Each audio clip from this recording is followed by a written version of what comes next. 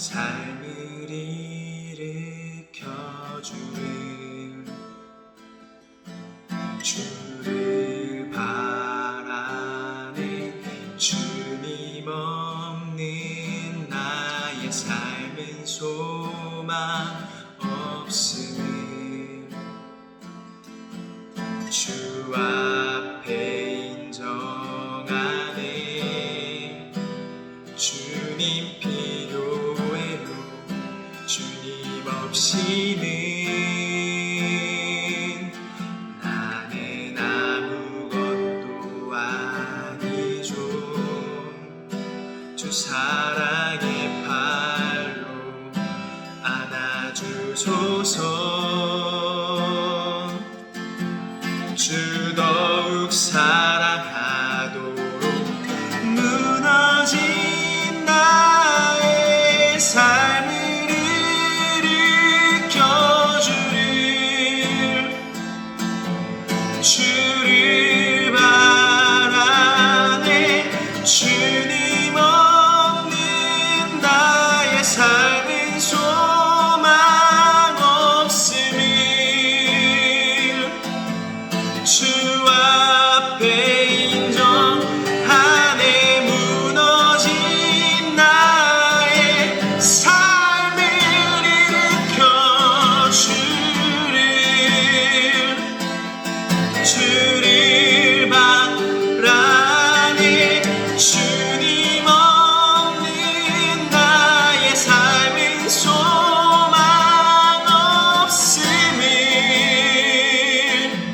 주 앞에 인정하네.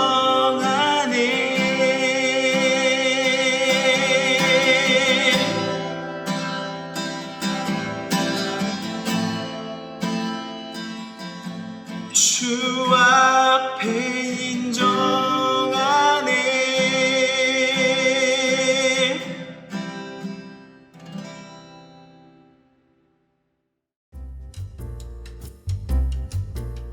아홉 시에 유튜브 최초 공개로 함께 예배하는 친구들은 실시간 댓글로 출석 확인해주세요. 나중에 영상으로 예배한 친구들은 단체 카톡방에서 출석 체크합니다.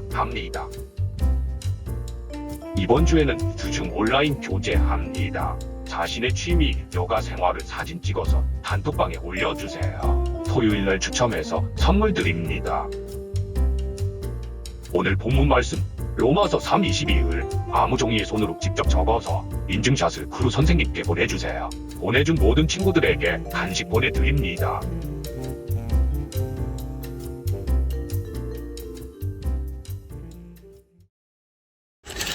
오늘 우리가 볼 본문 말씀 3장 22절에서는 사도 바울이 하나님께서 우리를 구원하시는 데 있어서 믿음을 통해서 하신다는 것을 이야기를 하고 있어요.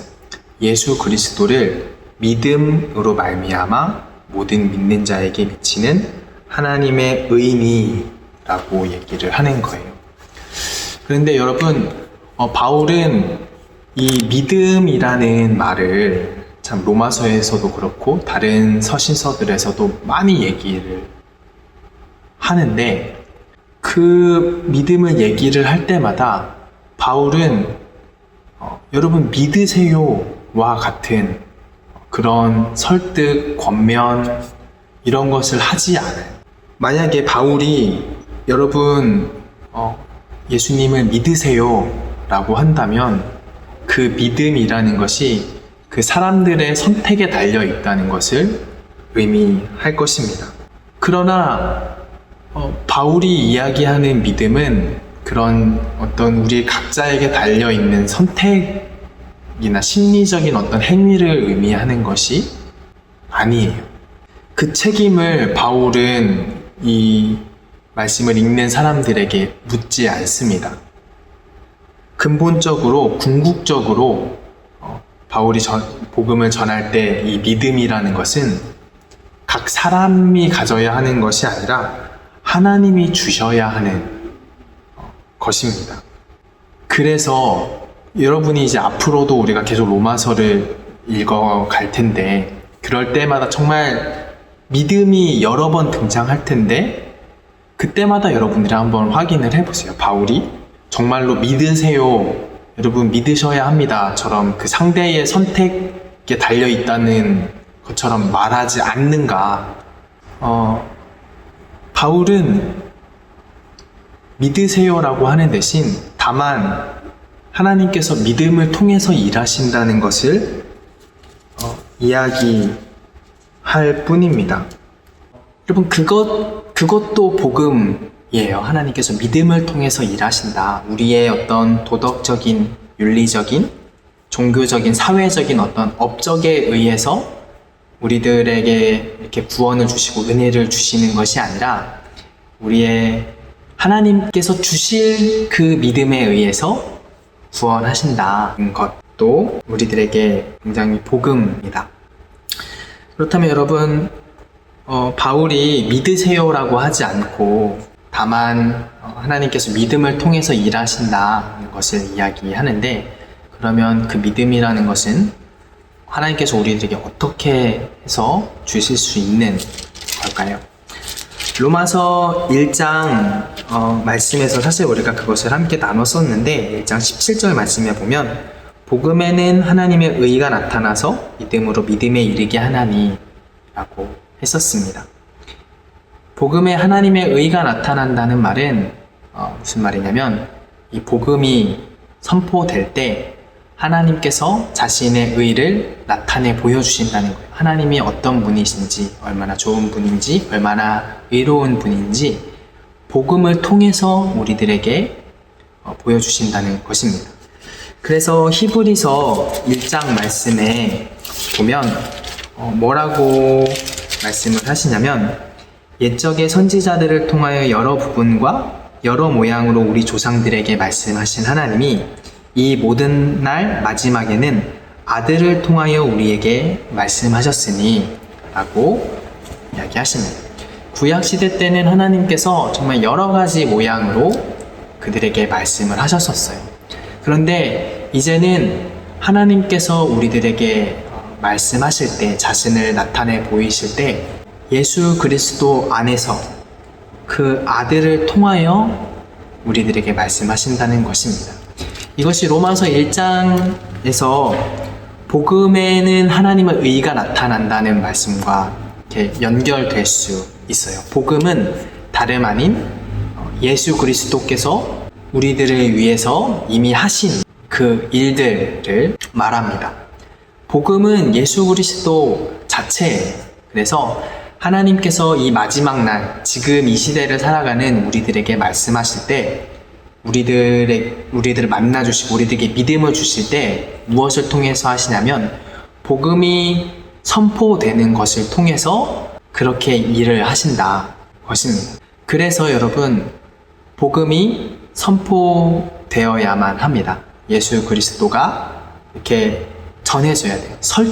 설득도 아니고 권면도 아니고 명령도 아니고, 그저 예수님께서 하신 그 일들이 이렇게 전해질 때 하나님께서 그 선포를 통해서 일하시고 성령님께서 그렇게 역사하신다는 것입니다.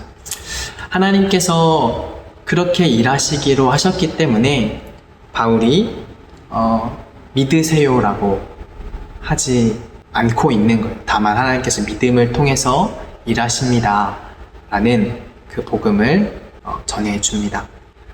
바라기는 여러분, 이런 복음의 말씀을 들을 때 믿음이라는 것이 나의 선택에 달려있는 것이 아니라 궁극적으로 하나님께서 복음을 통해 우리들에게 주셔야 하는 그런 것이기 때문에, 그런 마음으로 여러분들이 이 복음을 들으셨으면 좋겠어요.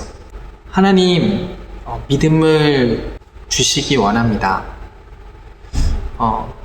하나님이 주셔야 하는 것이기 때문에 우리가 그것을 하나님께 구하면 참 좋은 것입니다. 사실 사도 바울처럼 예수님을 핍박하고 하나님의 뜻과 전혀 다른 길로 가는 이들에게 하나님께서 강권적으로 임하셔서 만나주시고 역사하실 수도 있어요. 그러나 우리들이 가질 가장 좋은 자세와 태도는 이 믿음이라는 것이 하나님께서 궁극적으로 주시는 거라는 것을 알고, 그래서 그 하나님께 믿음 주시기를 이렇게 가난한 마음으로 사모하고 구하는 것입니다. 하나님께서 우리들을 구원하시는 데 있어서 믿음을 통해서 하시기 때문에 우리들에게는 믿음이 있어야 합니다. 그러나 그 믿음은 내가 갖겠다고 가져지는 것이 아니라 하나님이 주셔야 해요. 근데 그 믿음을 우리가 하나님께 겸손하게 구할 때 하나님께서는 우리들에게 더 이렇게 기쁘게 주실 수 있을 것입니다. 왜냐하면 우리와 하나님과의 관계가 인격적인 관계이기 때문에 그래요. 궁극적으로 하나님께서 주셔야지만 이렇게 주실 수 있는 것이지만, 또 한편으로는 인격적인 관계이기 때문에 우리가 그것을 이렇게 반대하고 거절한다면 하나님께서는 또한 그것을 우리들에게 강요하실 수가 없습니다. 그래서 우리가 마음을 열고 겸손히 하나님께 은혜를 구하고 믿음 주시기를 구하는 것이 굉장히 중요하다고 얘기할 수가 있겠습니다. 바울은 믿으세요라고 하지 않고 그저 차분히 예수 그리스도와 하나님께서 그 예수 그리스도를 통해서 어떤 과정을 통해서 우리를 구원해 가시는지에 대해서 계속 이렇게 선포하고 이야기해 갈 따름이에요. 이 복음을 통해서 지금 시대를 살아가는 우리들에게도 하나님께서 믿음을 우리들에게 주시고, 그리고 주신 믿음을 통해서 또 우리에게 일하시고 역사하셔서 하나님의 의가 우리들에게 이렇게 오게 되고, 그리고 그것을 통해서 계속해서 우리를 새롭게 하시고 구원을 완성해 가시는 그런 하나님을 우리가 다 알게 되고 경험하게 되기를 주님의 이름으로 간절히 축복합니다. 제가 잠깐 기도하고 마치겠습니다.